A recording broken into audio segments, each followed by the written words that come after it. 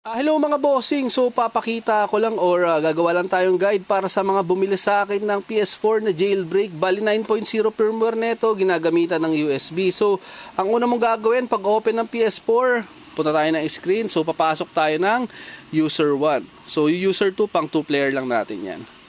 So dito, andito yung mga games. So mapapansin nyo may mga padlock yung mga games. Ibig sabihin yan, need natin i-activate yung hand or yung jailbreak para malaro tong mga to.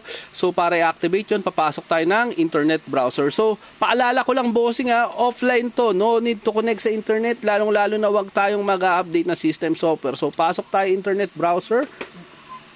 So hintayin lang natin yan.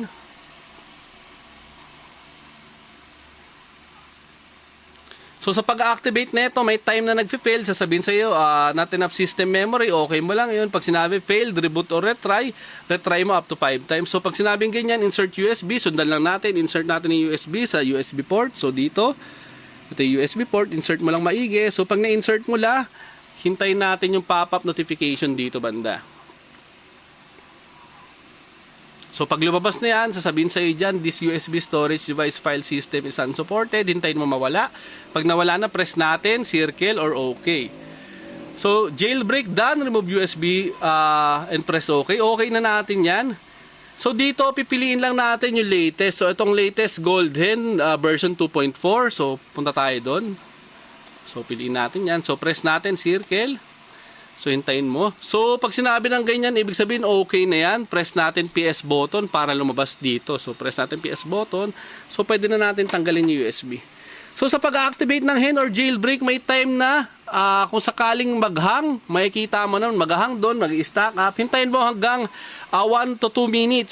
So, if 2 minutes na, tapos stack up pa rin, ang gagawin mo nun, unplug mo na si PS4, tapos plug in mo ulit, ulitin mo yung ginawa natin ngayon. So, if ever naman mag-black screen, hintayin mo hanggang 2 minutes ulit.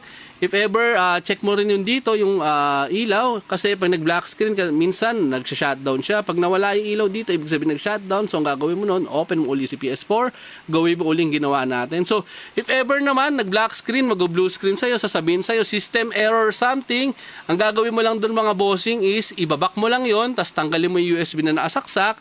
So, ang gagawin mo is, pasok ka uli internet browser. Kadalasan nun, nag-activate na yung hen, papapiliin ka na dun sa 2.4.7 version.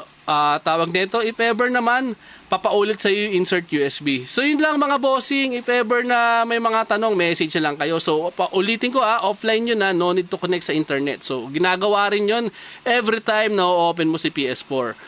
So mapapansin mo wala ng mga padlock. So yun lang mga bossing, Gaming Needs PH pala. Salamat.